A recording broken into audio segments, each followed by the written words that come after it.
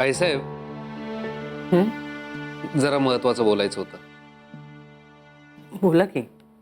काल जे काही झालं संजूने मला सांगितलं.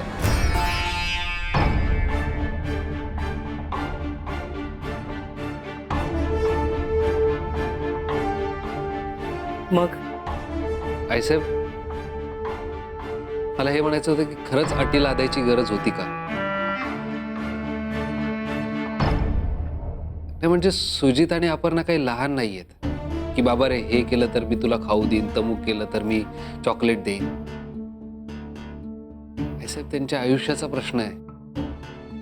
सुजित घरी यावा ही सगळ्यांचीच इच्छा आहे, अगदी तो ज्या क्षणाला हे घर सोडून गेलाय तेव्हापासून. पण आईसाहेब, जी गोष्ट आपल्याला कुणालाच जमली नाही त्या गोष्टीचा भार आपण अपर्णावर का टाकतोय? रणजितराव, आम्ही त्यांच्यावर कुठलीही जबरदस्ती केली नव्हती. त्या या अटी नाकारू शकल्या असत्या. आईसाहेब, सुजित या घरात यावं ही इच्छा रास्त आहे, पण त्याने त्याचा ढाबा बंद करावा ही धमकी झाली. आईसाहेब, रणजित, हो आईसाहेब, सुजितचा ढाबा हे त्याचं अस्तित्व आहे. ते हिरावून घेण्याचा आपल्याला कुणालाच अधिकार नाहीये. ढाबा ढाबा त्यांचं अस्तित्व असेल तर ते आमच्या अस्तित्वाला लागलेलं गालबोट आहे. हे बघा आईसाहेब, मला असं वाटतंय की तुम्ही अशी अट घातल्यामुळे अपर्णा घाबरली असेल, लग्न मोडेन या भीतीने काही बोलली नसेल. असं कसं मोडेल? त्यांचं एकमेकांवर प्रेम भीम आहे ना. आम्हालाही बघू दे त्यांचं प्रेम. सुजितरावांच्या प्रेमाखातर त्या सुजितरावांना समजावू शकतात का, कन्व्हिन्स करू शकतात का? आणि सुजितराव सुद्धा त्यांच्या प्रेमाखातर त्यांचं ऐकू शकतात का? आम्ही काय अघोरी अवघड जगावेगळी अशी परीक्षा घेत नाही आहोत. होणाऱ्या सुनेला पारखून नेण्याची अशी आमची पद्धत आहे. एवढी चर्चा करण्यासारखं काय आहे त्याच्यात? अशी परीक्षा खरं तर तुमच्या वेळी घ्यायला हवी होती, म्हणजे चित्र जरा वेगळं दिसलं असतं. आईसाहेब, मी काय काय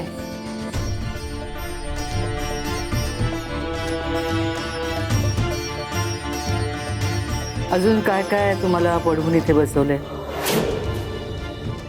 हो नाही आईसाहेब, ती काहीच बोलली नाहीये. रणजित, आमच्या पाठीलाही डोळे आहेत. खाणाखुणा केलेले आम्हाला कळतात. केशव, आमचा नाश्ता आमच्या खोलीत आणा. आईसाहेब, आईसाहेब,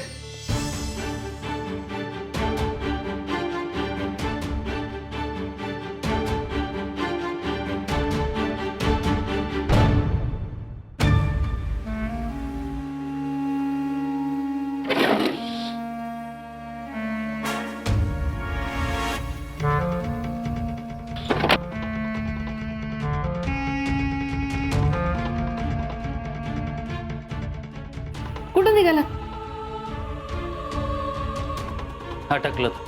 नाही नाही, अहो तुम्ही सकाळपासून नाश्ता केला नाही, दूध प्यालं नाही म्हणून काळजीपोटी विचारतोय. हो, कुठे निघाला? राजश्रीबाई, आम्ही पण तुमच्यासारखं एक टीम ॲनिमल पाळायचं ठरवलं. तुम्ही नाही का त्या पोरीवर भुकायला एक भुबू ठेवलंय, तसं रणजितरावाला फाडायला आम्ही एक तरस ठेवलंय.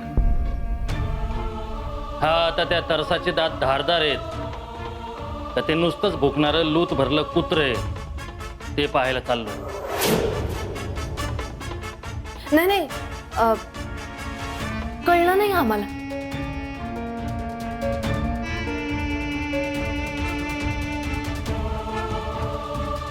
प्रत्येक गोष्ट तुम्हाला कळलीच पाहिजे असं काही नाही ना. अहो पण आल्यानंतर आमचा मूड जर चांगला असला तर सांगू, नाहीतर बाबूजी. अहो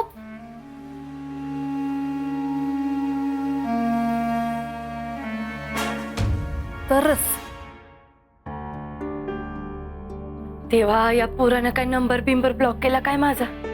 तुझा फोन उचल की र, लय महत्वाचं बोलायचंय तुझ्याशी.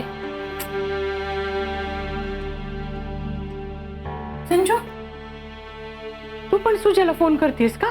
हा, तुम्ही पण लावत होतात का? हो ना ग, अगं 100 वेळा फोन करते, तो माझा फोन उचलतच नाहीये बघ. आपण दोघी फोन लावतोय म्हणून तर फोन लागत नसेल त्याचा. हा, जरा फोन लाव. मी बेबी मावशी, तुम्ही लावा की.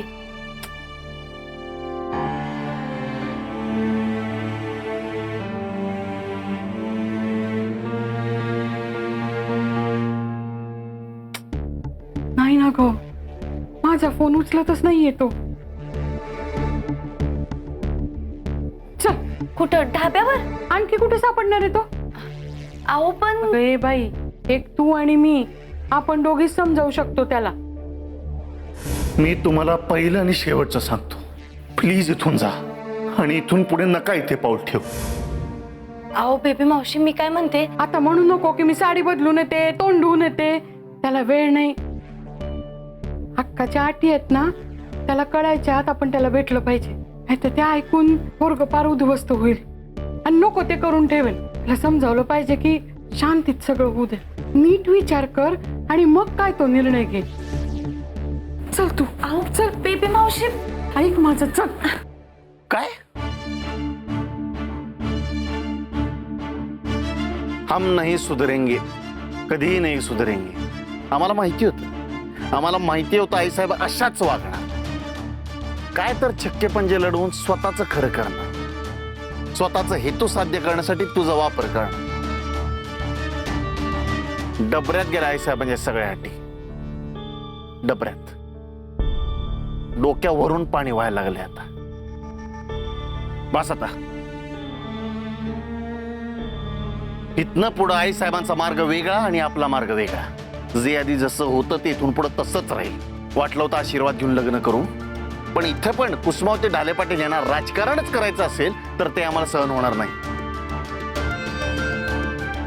सुजित, एकदा तुम्ही आई साहेबांच्या वतीने. आपे, त्या माझ्या आई आहेत. मी त्यांना तुझ्यापेक्षा चांगलं ओळखतोय. त्यामुळे मला समजावण्याच्या भानगडीत पडूच नकोस. आता आपण एक काम करायचं, त्या रजिस्ट्रारच्या ऑफिसमध्ये जायचं, तिथे जी तारीख मिळेल त्या तारखेला जाऊन सही करून लग्न करायचं.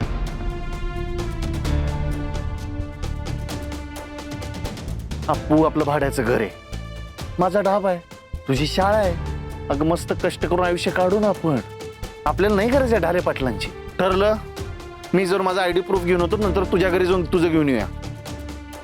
सुजित सुजित सुजित अहो, तुम्ही एकदा फक्त आई साहेबांच्या बाजूने विचार करा ना. आपला मुलगा जो गेली कित्येक वर्ष आपल्यापासून लांब आहे, तो आपल्या जवळ राहावा असं त्यांना वाटत असेल तर त्यात काय चुकतंय त्यांचं? अगं त्याबद्दल ऑब्जेक्शन नाहीच आहे माझं, पण त्यांना ढाबा का बंद करायचा आहे, तो का खुपतो यांच्या डोळ्यात, आणि तो बंद करण्यासाठी त्या तुझा का वापर करतायत? आप्पे, जिथे तुझे विचार संपतात ना, तिथून 5 किलोमीटरवर कुसुमावती ढाले पाटील यांचा विचार सुरू होतात. सुजित आप्पे, ढाबा बंद होणार नाही.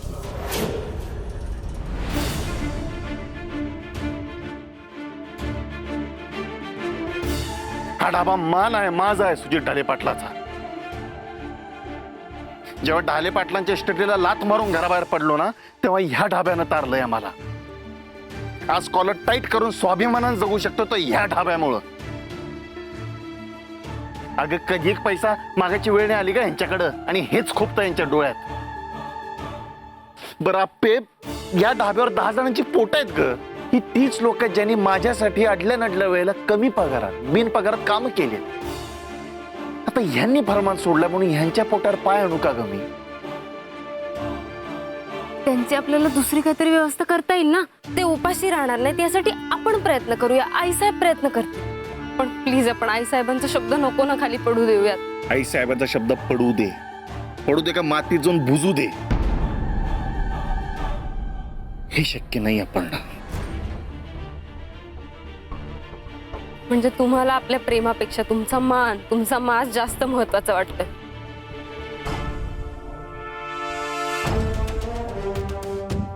तू प्लीज कुठल्या तरी तिसऱ्या ट्रॅकला जाऊ नकोस. तुलाही माहिती आहे असं काही नाहीये.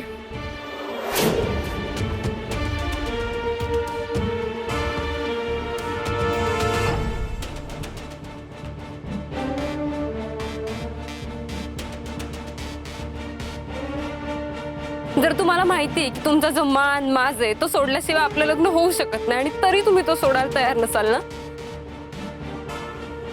तर त्याचा अर्थ तोच होतो. तोच अर्थ होतो म्हणजे तुम्हाला जर आई साहेबांच्या अटी कबूल असतील तरच. एक घर जोडू न शकलेली बाई म्हणून मला आई साहेबांच्या नजरेत उतरायचं नाहीये.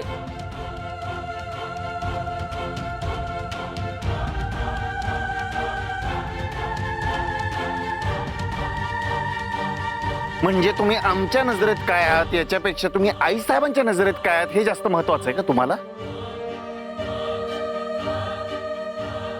ते तुम्हाला काय समजायचं ते समजा, पण आई साहेब तयार होत नाहीत तोपर्यंत आपलं लग्न नाहीतर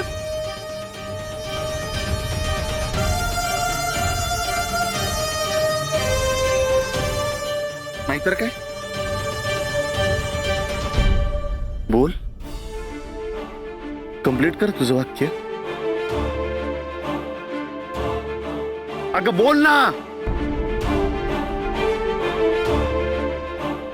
सुजित भाऊजी,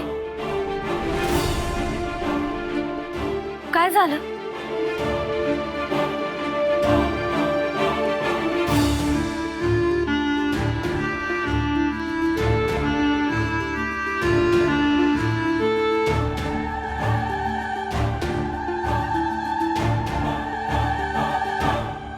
झालं तुमच्या मनासारखं संजूताई.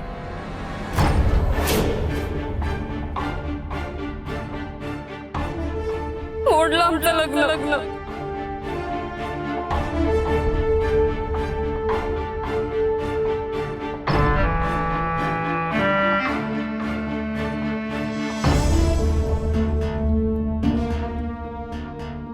अपर्णा, हा येड्यासारखं बोलतीस? वेळातच माणूस खरं बोलतो बेबी मावशी.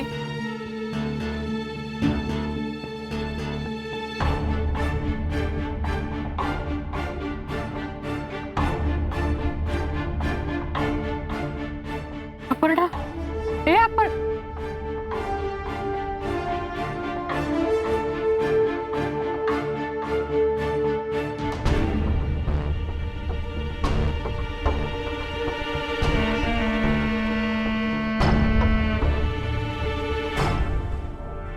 तुझ्या अरे आडवतीला अपर्णा गेली. मोडलं आमचं लग्न.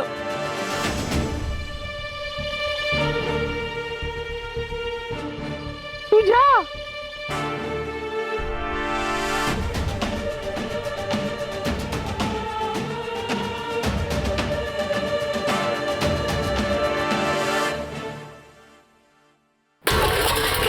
अंड द्यायच्या आधीच कोंबडी चिरून टाकलीस तू.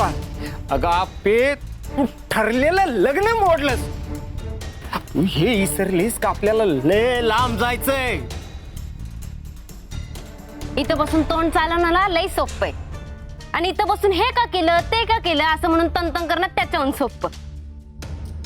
ए आपे, अगं भांजाळल्यासारखं नको करू. आता तोंड बंद ठेवायचं आणि मी काय सांगते ते डोसकं जागेवर ठेवून ऐकायचं. मी मोडले हे लगीन, पण आता मी मोडलेलं हे लगीन सुजित स्वतः येऊन जोडणार. म्हणजे जवळचा माणूस लांब गेला ना की त्याची याद जास्त येते. आता सुजित ढाले पाटील माझ्या आठवणीत आंबेगावचा देवदास होणार आणि मग त्याला माझी किंमत कळणार. आणि एकदा का माझी किंमत कळली का मग मी काय सांगेल ते करायला तर तयार होईल. आशा लय वाईट ग आपे, लय वाईट. जवळ चांगली तवर चांगली, नाहीतर माणसाचा पार इस्कोट करून टाकते बघ. माझी आशा आहे येडी नाही निघणार. धरतोय भरत्यात आणि शर्ट घाल चल. ए अगं पण जायचं कुठं ते सांग ना. तसं तर लई लांब जायचंय आपल्याला, पण सध्या बघू कुठे तर पन्हाळा नाही तर गोवा बिवाला येऊ फिरून मस्तपैकी. जवळचं माणूस दूर गेलं का त्याची लय याद येते. सुजित ढाले पाटील.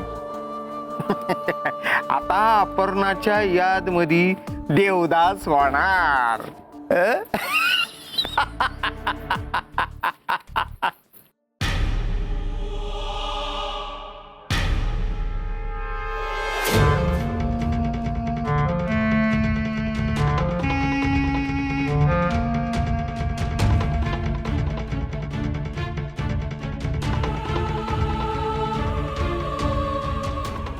वेलकम.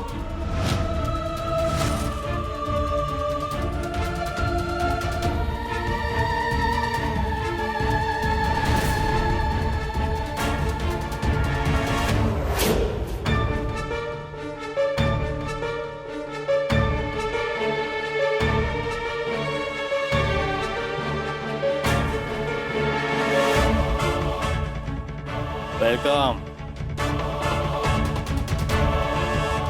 उशीर केला हरकत नाही. वेलकम दादासाहेब शिवाजीराव ढाले पाटील, राहणार आंबेगाव बुद्रुक. आम्ही राया गोजम गुंडे, नावाप्रमाणे सॉफ्ट माणूस. ही आपली पहिली भेट नाही बरं. 3 वर्षाखाली इचलकरंजीच्या एका प्रोग्राम मध्ये आपण दोघं चीफ गेस्ट होतो. आठवत असेल नाही तुम्हाला?